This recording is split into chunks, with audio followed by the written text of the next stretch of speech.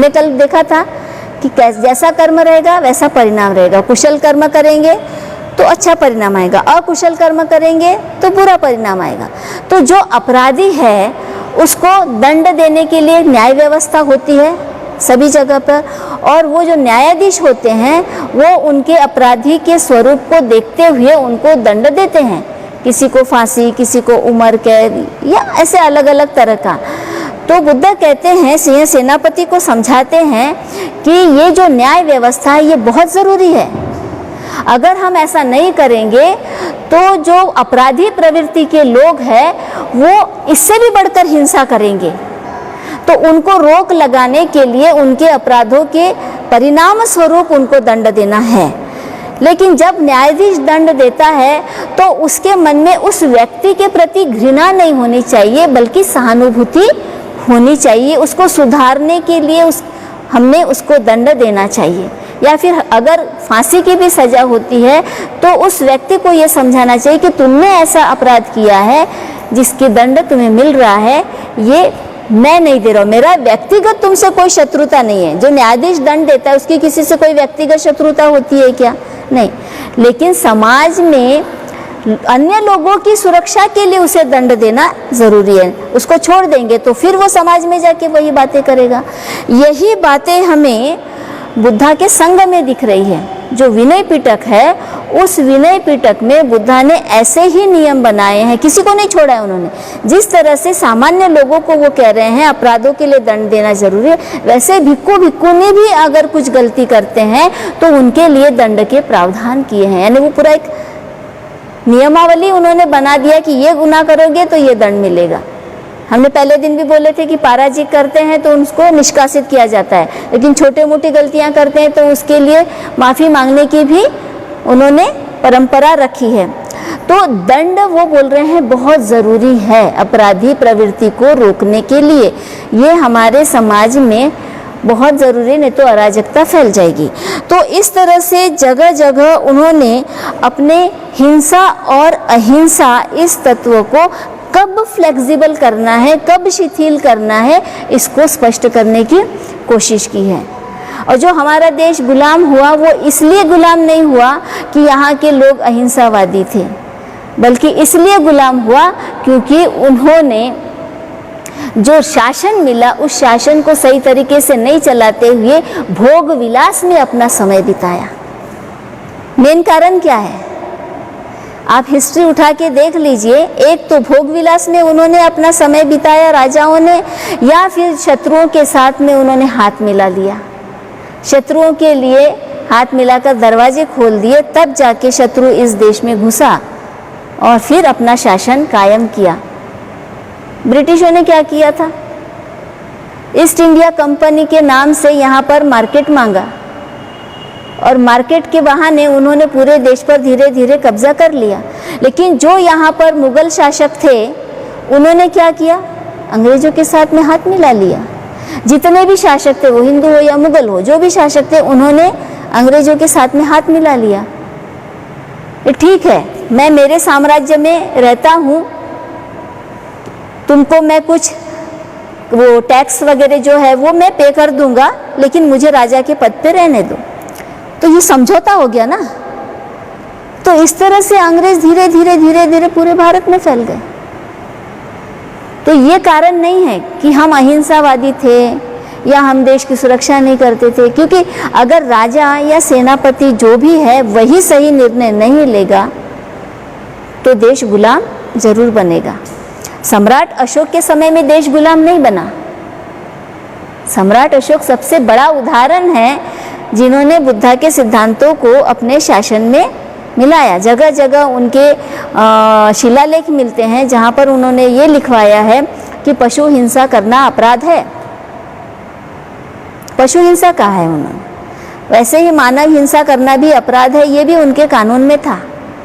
और इसके अलावा उन्होंने जितने भी आस पड़ोस के राजा थे, फिर वो ईरान हो, अफगानिस्तान हो, जो भी आस पड़ोस के थे, उनको बोला कि मैं अभी साम्राज्यवाद नहीं करूँगा। साम्राज्यवाद का मतलब ये होता है कि अपने राज्य के अलावा जो पड़ोस का राज्य है उस पर आक्रमण करके उस राज्य को अपने राज्य में मिला लेना, इसको साम्राज्यवाद कहते हैं।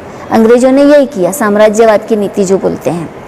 सम्राट अशोक ने बोला कि अब मैं साम्राज्यवादी राजा नहीं हूँ, मेरा जितना राज्य है मगध है ना, तो मैं इसके बाहर जो भी राजा लोग हैं उनके ऊपर आक्रमण नहीं करूँगा, क्योंकि शुरू में उन्होंने बहुत किया था, है ना। उसी का परिणाम था कि कलिंग युद्ध हुआ, और कलिंग युद्ध में जो नरसंहार हुआ उसके बाद वो बहुत संवेदनशील हो गया और उसे कहा कि जिनके ऊपर शासन करना है उसको ही ख़त्म कर दे, अब शासन किस पे करूँ।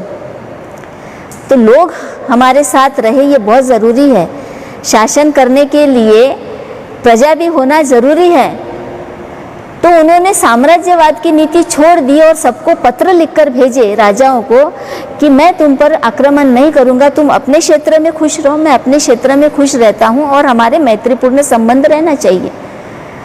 तो लोगों ने उस मित्रता को स्वीकार किया, इसलिए सम्राट अशोक पूरे फेमस हो गए सब जगह उन्होंने बुद्धिज्म के सिद्धांतों को फैलाने के लिए भिक्षुओं को भेजा, कई प्रचारकों को भेजा।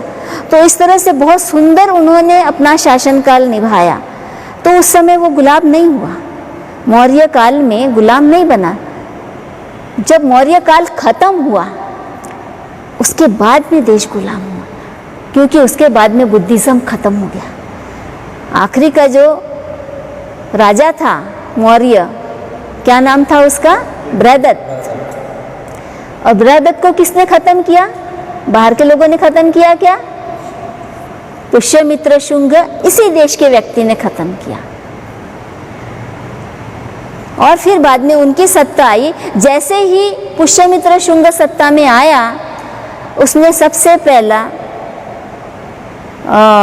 अश्वमेध यज्ञ किया और उस यज्ञ में सबसे पहले उसने सैकड़ों पशुओं की बलि चढ़ाई। संस्कृति में कैसे बदल हो जाता है, शासक बदलता है तो संस्कृति बदल जाती है।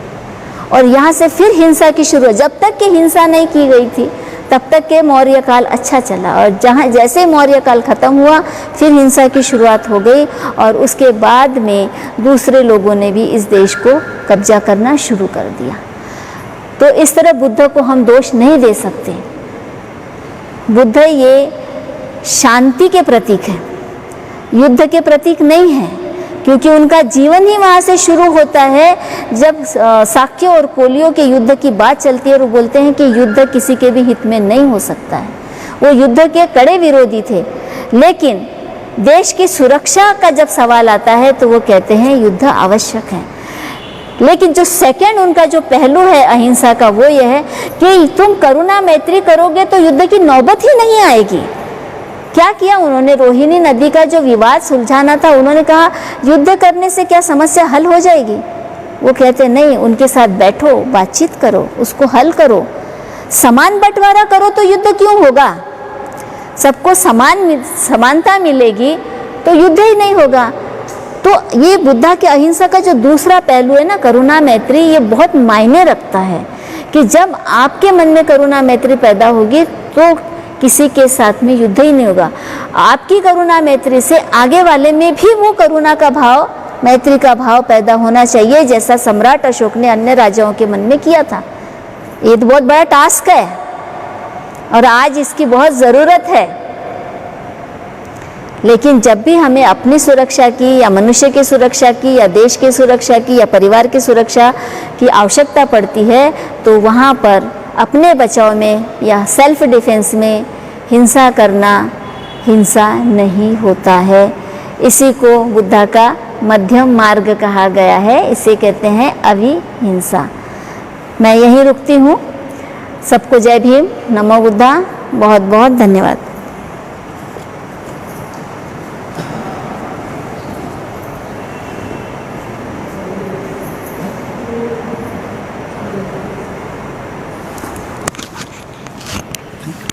याद नहीं रहता।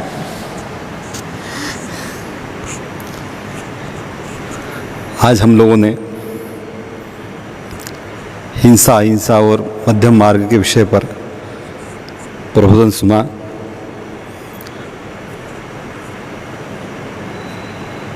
कल किसी और विषय पर प्रबोधन दिया जाएगा। मैं एक सूचना भी आपको बताने वाला था कि बाबा साहब अम्बेडकर जी की जन्मभूमि पर 1 अगस्त को अन्नाभाऊ साठे इनकी जयंती उत्सव जन्मभूमि पर मनाया जाएगा। उस दिन विशेष कार्यक्रम में जितने भी इस संगोष्ठी से, इस प्रवचनमाला से आप जुड़े हैं, वो सभी उस कार्यक्रम को भी ज़रूर देखें। और ये तो जन्मभूमि के माध्यम से प्रवचन की श्रृंखला लगातार जारी है। आप लोग हम जन्मभूमि के इस कार्यक्रम से जुड़े रहते हैं और इस आयोजन का लाभ लेते हैं। मैं बाबा साहब अम्बेडकर जी की जन्मभूमि से आप सब लोगों का आभार व्यक्त करता हूं। और 1 अगस्त को जो अन्नाभाऊ साठे जी की जयंती आ रही है, समय 1 बजे हम लोग इस कार्यक्रम को अम्बेडकर जन्मभूमि पर करने वाले हैं। ज़रूर आप इस कार्यक्रम को भी देखिएगा। जय भीम, जय भारत, नमो बुद्धाय।